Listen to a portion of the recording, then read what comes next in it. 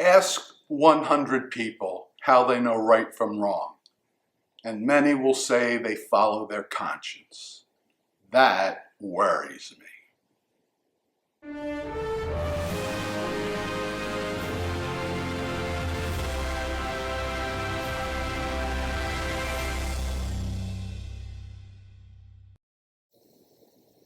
Shalom, my friends. Yes, I do not like to hear people say they know right from wrong by what their conscience tells them. In modern law, we never say, with regard to a given crime, just follow your conscience and think everything's going to be okay.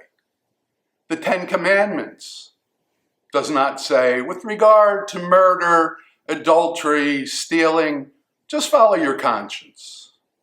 In fact, there is no word for conscience in the Hebrew Bible, although it does appear in the New Testament. You might have a copy of the Jewish Bible in English and find the word conscience in it, but the actual Hebrew word is almost certainly kidneys, not conscience. Perhaps we'll talk about that in a future video. In this video, I'm going to share with you 3 reasons why I think the conscience is not a reliable judge of good and evil or right and wrong. But please stay with me after I list them, because then I'm going to try to prove to you that conscience alone is unreliable. So let's start with reason number 1. The conscience can easily be manipulated into confusing good and evil. Far more than the conscience shapes behavior and feelings shape the conscience. Prisons are full of violent criminals who sleep very well at night, or if they don't, it's probably not their conscience that's keeping them awake. Reason number 2. The conscience can be easily dulled. The more evil one commits, the easier it becomes to do more evil. People might well feel guilty the first time they cheat on their taxes, but if they keep it up, eventually they will do so with no guilt at all. Reason number 3. Our natural drives can be much more powerful than one's conscience. Some good examples are greed, envy, lust. There's many, many more. It's all too easy for one's conscience to be overridden by things like these. As I said, feelings shape the conscience far more than the other way around. This is not to say that the conscience cannot be trained and developed. Of course it can. In fact, I would argue that developing the conscience is one of the most important tasks a person can undertake. But it takes a set of explicit moral standards to do it. It does not just happen all by itself. When someone says, I answer only to my conscience, it's the very same thing as saying, I am accountable only to myself. It just sounds better to invoke the conscience. I don't believe we are accountable only to ourselves or even to our society's laws.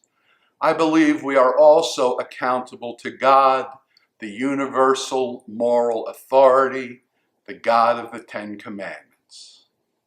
If you see it differently, feel free to say so politely in the comments box. Thank you for staying with me so far. Now, I will offer my proof that the conscience alone is not a reliable judge of good and evil, and it is this: people who hold opposite moral views usually have clear consciences. For example, the Bible considered human sacrifice to be immoral. Do you think the Canaanites and others who offered human sacrifices did it with a guilty conscience? No. Or look at slavery in America. Abolitionists and slaveholders were following their conscience. Is slavery moral? No. The United States fought Nazi Germany and believed correctly that it was moral to do so. Did the Nazis suffer from guilty consciences? No.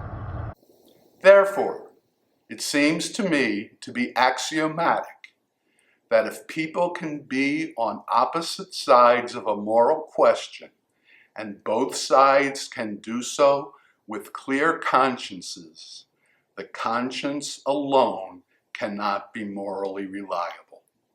Again, if you want to make a case for another point of view, feel free to leave a polite comment in the box below the video. I hope you found this video worthwhile. If you did, please hit that YouTube like button, the thumbs up button, and thank you for doing so. I'd also like to thank the patrons who support the work of this channel, which is addressing the ultimate issues of life. Their names are on the screen now. Thanks to each of you. If you would like to join them for as little as $3 a month, use the link to patreon.com/the Rabbi Study, all one word, no apostrophe. And that link is in the description box below the video, so you won't have to type it out. I also want to thank all of the channel's subscribers, now almost 650 strong. Subscribing costs nothing, but it helps get these videos in front of more viewers.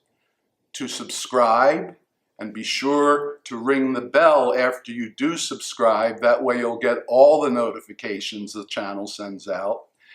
You can subscribe by clicking on my face, right over here.